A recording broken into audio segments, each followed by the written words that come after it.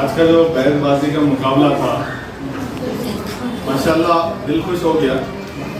اور یہاں اگر ایسا محسوس ہوا کہ کئی زمانے کے بعد میں شعر اور شاعری کے محفل میں آج مطلب روح جاگی، اور ایسا لگا کہ واقعتاً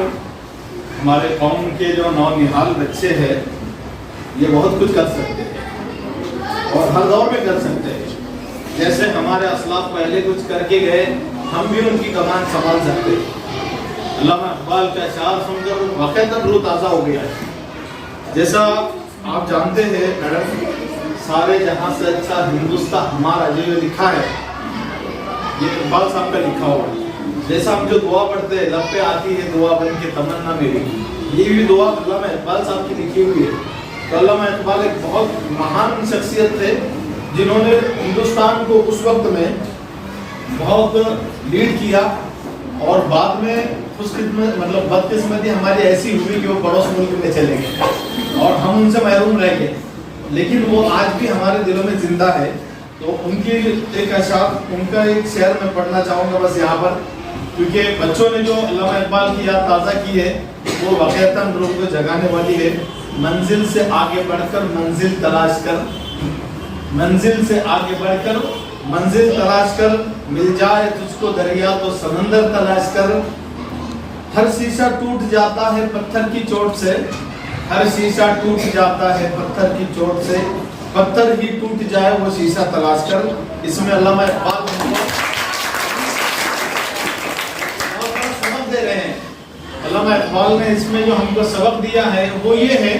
کہ زمانے میں جیسے بھی حالات آ جائے اس سے گھبرانا نہیں چاہیے، اس سے آگے بڑھ کر ہم کو ہماری تیاری ہونی چاہیے۔ بس میرا اتنا یہ تھا۔ اور آج کا مقابلہ جو ہوا اس اعتبار سے اگر دیکھا جائے کوئی بھی ٹیم کم نہیں ہے،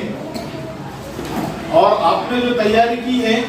واقعتاً یہ بہت ہی اچھی تیاری ہے، کیونکہ مقابلے میں جب آتے ہیں تو کوئی تو ایک ہارے گا اور کوئی ایک جیتے گا، لیکن اس کے بارے میں جو کہتے ہیں نا ہر انسان جو ہے تو جیت اور ہار کے لیے نہیں کھیلتا، لیکن جو مقابلہ ہوا ہے اس میں ایک کی جیت اور ہار ہوگی، تو اس کو اپنے لیے یہ سمجھنا چاہیے کہ ہم اس سے اور کیا سیکھ سکتے ہیں اور اس سے کیا بہتر کر سکتے ہیں۔ جیسے ہم لوگ کرکٹ میچ دیکھتے ہیں، ایک ٹیم جیتتی ہے، لیکن جیت اور ہار کے بعد میں سب جب میدان چھوڑ کر جاتے ہیں تو سب ایک دوسرے کو اپریشیٹ کر کے جاتے ہیں، سب ایک دوسرے جس نے اچھا کھیلا ہے اس کو سب مطلب شاباشی دیتے ہیں، اور وہ صرف مقابلہ صرف میدان کے حد تک ہوتا ہے۔ تو میں جو اپنا نتیجہ سنانے جا رہا ہوں، اس میں دو گروپ تھے، جس میں سے ایک گروپ علامہ اقبال اور دوسرے جو ہیں تو الطاف علی۔ تو علامہ اقبال کو اس میں سے ٹوٹل مارکس ملے ہیں 172، یعنی جتنے بھی آپ نے اشعار پڑھے ہیں ان کو جو کاؤنٹ کیا گیا ہے، اور آپ کے تاثرات کے حساب سے، آپ کے لب و لہجے کے حساب سے، آپ نے کیسے پڑھا ہے، کس نے کیا مصری کی ہے، اس حساب سے کل اشعار جو پڑھے گئے تھے اس میں سے 172 مارکس ملے ہیں، اور الطاف علی کو تھوڑے سے زیادہ 174 ملے ہیں۔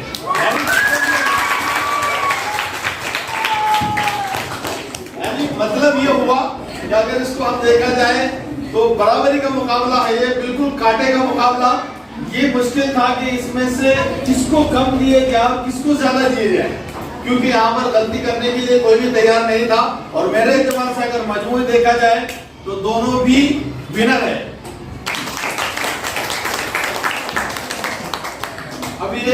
آپ کے ٹیچرز اس پر آپ کچھ بتائیں گے، یہ میرے اعتبار سے تھا کہ دونوں بھی ٹیم ونس ہے، لیکن جب مقابلہ ہوتا ہے جس میں سے ایک ہارتا ہے اور ایک جیتتا ہے، لیکن آپ کی جو تیاریاں ہیں ماشاءاللہ بہت ہی اچھی تیاریاں تھی۔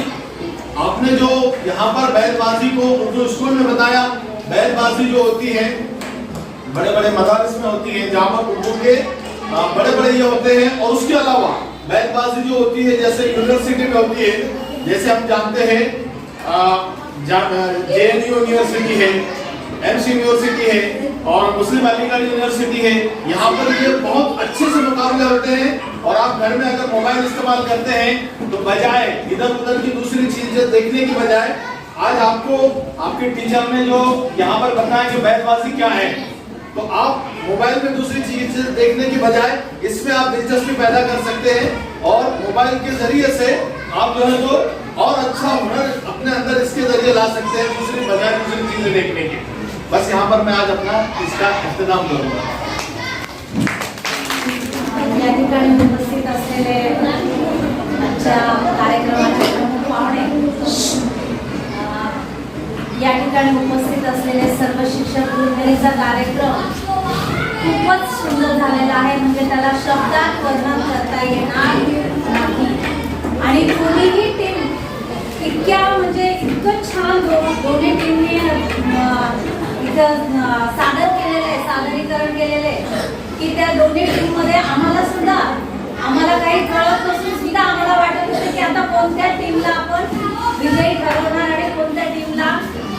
कमी हे देणार म्हणून। तर इतकं सुंदर या ठिकाणी आयोजन करण्यात आलेलं आहे आणि मुलांनी खूप छान या ठिकाणी सादरीकरण केलेलं आहे। असं सगळ्या मुलांनी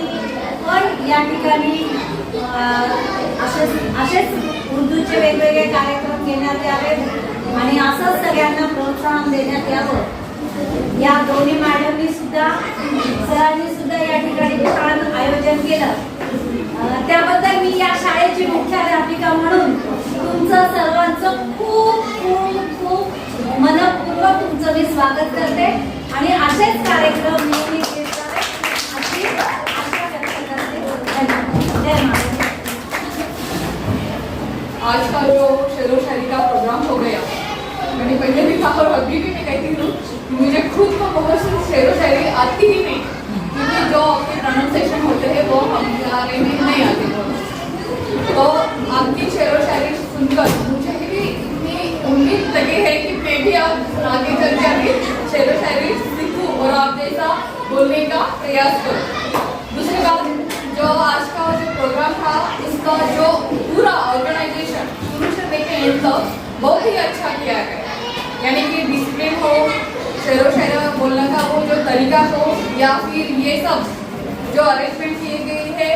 जो जिन टीचर्स ने, वो उन सब का मैं अपने दिलो तरफ से क्या कांग्रेस करती हूँ, मुबारकबाद देती हूँ। और आपको आगे चल के भी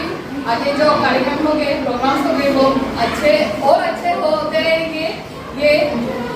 विश करती हूँ। और जो एक मेरा फैसल खान जो स्टूडेंट था बनेवाड़ी स्कूल में, मैंने उसे ऐसे ही पूछा था कि उसने मुझे पूछा, वो मुझे अभी भी कॉल करता रहता है और तो वो मुझे पूछता रहता मैडम कैसी हो आप वगैरह। तो मैंने उससे पूछा था तुम कैसे हो, तो उसने इतना अच्छा जवाब दिया था, दुनिया में गम है, गम में मज़ा है और मज़े में काम है। तो ऐसे बोलने का मज़े में है, तो वो बोलने का तरीका भी मुझे अच्छा लगा। एक क्लास में शायद बोल रही थी,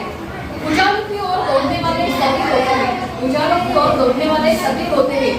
कुछ जलकर उजाला करने वाले खुशी के होते, कुछ जलकर उजाला करने वाले खुशी के होते हैं। सब चलते हैं बने बनाए रास्ते पर, सब चलते हैं बने बनाए रास्ते पर,